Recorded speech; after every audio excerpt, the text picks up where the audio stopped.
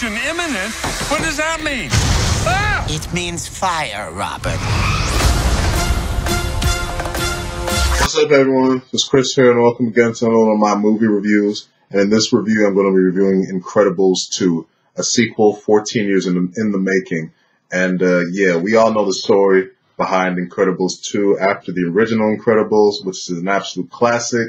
Everyone loves that film. And for me, it's definitely in my top 5 when it comes to Pixar films. I don't know, I sort of go between back and forth. Is it 2 or 3 behind WALL-E and maybe, just some, I don't know. I can't be definitive on it, but I do love The Incredibles like everyone else. Not only is it a great Pixar film, but it's just a great superhero film in general. Like, it can be in the top 10 of superhero films of all time. It's really that good. It's that well made. But yeah, for Pixar, everyone's just been saying this movie, it lends itself perfectly for a sequel, just in that whole superhero genre. And yet we've gotten 2 Cars sequels, a Finding Nemo sequel, and everyone's just been like, where the hell is Incredibles 2? And finally, after all these years, we got it. And yeah, it's a continuation of The Incredibles. Just the basic story rundown is that The Incredibles, the whole family, they find themselves in the situation where it's sort of like a political marketing type thing of trying to get superheroes back in the public's goodwill. And there's a new villain coming in called the Screenslaver, and he's sort of doing what his name entails, slaving people through monitor screens. And yeah, the whole thing with this movie is that just the perfect way to sort of describe it is just a really good continuation of the first film. In terms of continuing the story and the characters, I wasn't looking for anything that was going to like blow me away when it came to story or just like, oh my God, the best movie ever. I just wanted to see a good continuation of these characters that I really enjoyed. And they really delivered that with this film. I feel like all of the family dynamic was done really well in this one. Just the funny dynamic of Mr. Incredible. He's got to be at home taking care of the kids, where Elastigirl, she's the main one on the mission now. I thought that was really cool. I really enjoyed what they did with the kids in this one. I thought they had a lot of good moments to shine. Violet and Dash, the situations they find themselves in. Violet with her sort of boyfriend troubles. That was a really nice storyline. But the big scene stealer in this movie is Jack Jack. Jack Jack, the whole thing. If you remember at the end of The Incredibles and that little short Jack Jack attacks, we know that he is a super powered baby. He's got a whole bunch of powers. And in this film, his powers, he sort of comes into his own, really showing what he can do.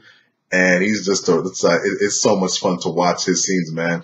Really, it's the equivalent of how they used Baby Groot, I felt, where Baby Groot was the scene stealer in Guardians Volume 2. Jack Jack, he's really the scene stealer in Incredibles 2 right here. He's just like, just some of the stuff he can do, it's just like, whoa. And it just makes you wonder, like, when he actually becomes like a real sort of functional human being, when he grows up, is he still going to have all these powers? The stuff he can do, he can teleport, make copies of himself, turn into fire. It's just like insane. But Jack Jack, the way he was used just right in this one. And like I said, this is just it's a quality film. You're watching, you just be like, oh man, I'm just enjoying these characters, just continuing the stuff I enjoyed from the first film. It's really good. Now, I say continuing from the first film. I think sort of the big question, like the elephant in the room everyone wants to know is like, is this as good as the first film? And I would say no, it's not. The main reason why, 2 reasons. One, I think the first film definitely had the better story. The first film story, it felt bigger, but still like tight, and just there was a whole lot of different dynamics that made for like a really sort of cool superhero origin story, if you will. I just enjoyed how vast the first film story felt compared to this one, which the story does feel a whole lot smaller. It's not as big as an adventure, which is, that's something that sort of brought it down a level for me in comparison to the first film. And the other thing that this one definitely does not have over the first film is the villain. Syndrome in the first film was an absolutely incredible villain, just like great.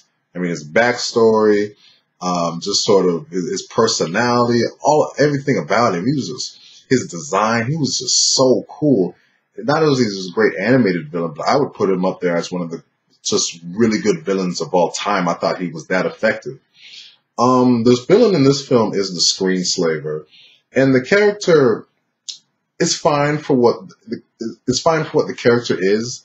I mean, the character does its job of, like, does what you think it's going to do. Is, I'm here, I'm going to enslave people, sort of an ominous presence throughout the film. And sort of the motivation behind the character, that's not all that bad, but the presence just isn't, it's not all that great. It's nowhere compares to Syndrome, and just doesn't make for a great villain. Plus, there's a quality about the Screenslaver as a villain, and it's a trend that's been occurring in a lot of Disney films lately, where it's like their villain, there's this dynamic to them which I'm really not fond of. I can't get into it without getting into spoilers, but if you see how Disney's been doing their villains lately, I think you'll know what I'm talking about. So yeah, Screenslaver was fine for what it was, but it just wasn't. It was an okay villain, but there was still a whole lot of great stuff to enjoy about this film. It did feel like just watching the continuation of just a great superhero story, just a new villain fight the day. Great action in this film. The action scenes are really effective. The characters are really fun. I didn't even mention Frozone, which I absolutely love. Frozone, he's just such a cool character. I love that brother. And Edna Mode comes back. She's a lot of fun. Her scenes. So yeah, overall, this was a good continuation of the first film. While not being as good as the first film, I still really enjoyed it. 14 years in the making. Well, not 14 years in the making, but 14 years till we got it. And it's definitely worth it. If you're a fan of the first Incredibles, I think you'll enjoy this one also. You should enjoy it unless you just have a giant stick up your ass. If you go in with too high of expectations, you will be disappointed. So I'm going to end up giving this an 8.5 out of 10.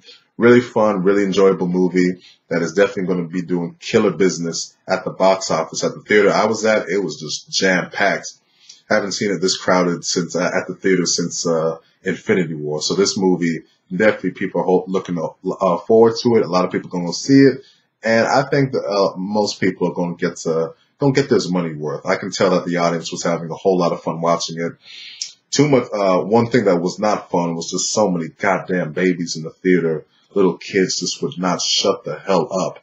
But even them little babies couldn't stop me from enjoying this film. So yeah, 8.5 out of 10 for Incredibles 2. Hope y'all enjoyed this review, and I will see y'all around with another video.